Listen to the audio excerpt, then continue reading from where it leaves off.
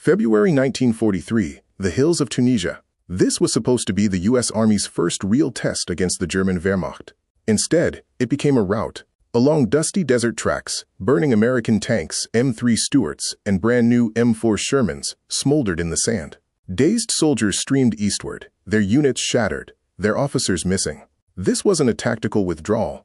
It was a collapse. The Battle of Kasserine Pass would become a psychological turning point for both sides, but for entirely opposite reasons. For the Americans, it was a brutal, humiliating wake-up call. Reports reaching General Eisenhower described a systemic failure. Units that couldn't communicate, air and ground forces fighting separate wars, artillery poorly coordinated, and officers paralyzed by the speed of German blitz tactics. For the Germans, the lesson seemed even simpler and far more dangerous. Veteran officers of the Afrika Korps looked at the Green American Army and saw amateurs. Poorly led, overconfident, quick to surrender. Field Marshal Erwin Rommel himself concluded the American soldier was undertrained and badly commanded. He wasn't wrong in February 1943. But Germany would mistake a single snapshot of incompetence for a permanent portrait of their enemy. The U.S. Second Corps arrived in North Africa backed by the might of American industry, new Sherman tanks, endless trucks, fresh manpower. But experience was the one thing money couldn't buy.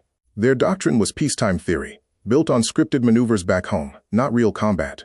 Commanding them was Lieutenant General Lloyd Fredendall, a man who spent weeks and an entire engineer battalion building an elaborate underground bunker miles behind the front instead of preparing his men for battle. His orders were vague and confusing, delivered from a command post so far removed from the fighting that he rarely saw it firsthand.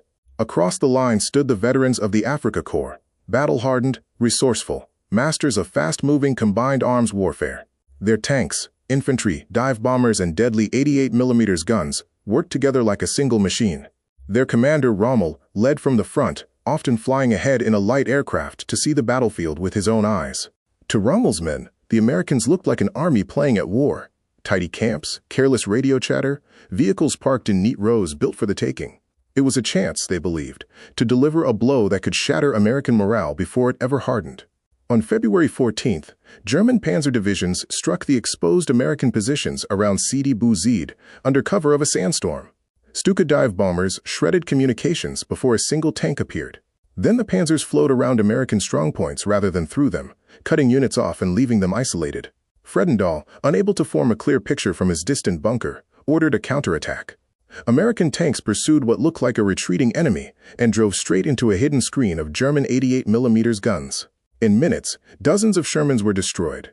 Communications collapsed entirely. What began as a counterattack ended as a massacre. By day's end, an entire American armored command had effectively ceased to exist. Over the following days, the disaster deepened. Thousands of casualties, thousands more captured, and nearly 200 tanks lost or abandoned. German soldiers walked through what one officer called a scavenger's paradise. Pristine equipment left behind in what looked like pure panic. For German commanders, the evidence seemed conclusive. American tanks bunched together instead of maneuvering. Isolated soldiers surrendered rather than fighting on. Radio discipline was non-existent. Coordination between infantry, armor, and air support looked, in the words of one report, almost amateurish. The verdict filtering up to Berlin was simple. The American soldier was materially rich but morally weak, lacking the fighting spirit the German military prized above all else.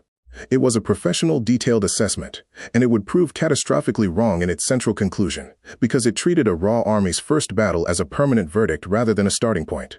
The shockwaves reached Eisenhower fast. Touring the wreckage himself, he saw the failure wasn't a lack of courage in the ranks, it was a failure of leadership. Fredendall was relieved of command within weeks, replaced by General George S. Patton. Patton's arrival was immediate and forceful. He abandoned Fredendall's bunker, enforced strict discipline on uniforms and bearing, and pushed his command post toward the front. It looked like theater to exhausted troops, but it was deliberate, rebuilding discipline from the outside in. The real test came weeks later at El Getar, where the same German Panzer Divisions attacked again, expecting the same fragile enemy. Instead, American infantry held their ground, and reorganized artillery, now coordinated quickly and accurately, tore into a German tank battalion caught in the open, destroying dozens of panzers in minutes. The Germans noted the resistance, but dismissed it as an exception, not a sign of change. Germany's Kasserine diagnosis didn't stay in Tunisia, it became doctrine. Planners preparing to defend against the coming Allied invasion of France built their entire strategy on one core belief. American troops would break under a hard, violent blow within the first hours of landing. Rommel, now overseeing the Atlantic Wall, argued for Panzer Divisions positioned right at the coast, ready to annihilate any beachhead before it could take hold. But the army that stormed ashore in June 1944 bore little resemblance to the one broken at Kasserine. Allied air power now dominated the skies, hunting German tanks before they could even reach the battle. American artillery, once slow and disconnected, had become a precise, devastating instrument, capable of erasing a single machine gun position within minutes of a call for fire. Elite German units sent to crush the invasion were instead ground down by a systematic, almost industrial style of warfare.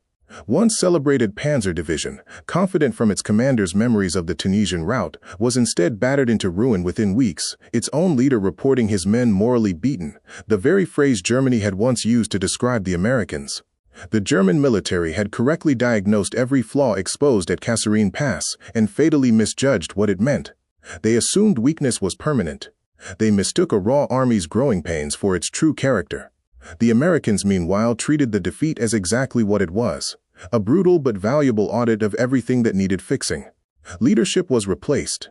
Doctrine was rewritten. Communication and coordination were rebuilt from the ground up. By the time the two armies met again in Normandy, one had spent a year studying its failure. The other had spent that same year studying its victory and preparing to fight an enemy that no longer existed. Kasserine Pass was not the story of American weakness. It was the story of how quickly a defeated army can transform itself, and how a devastating victory can become an intellectual trap for the side that won it.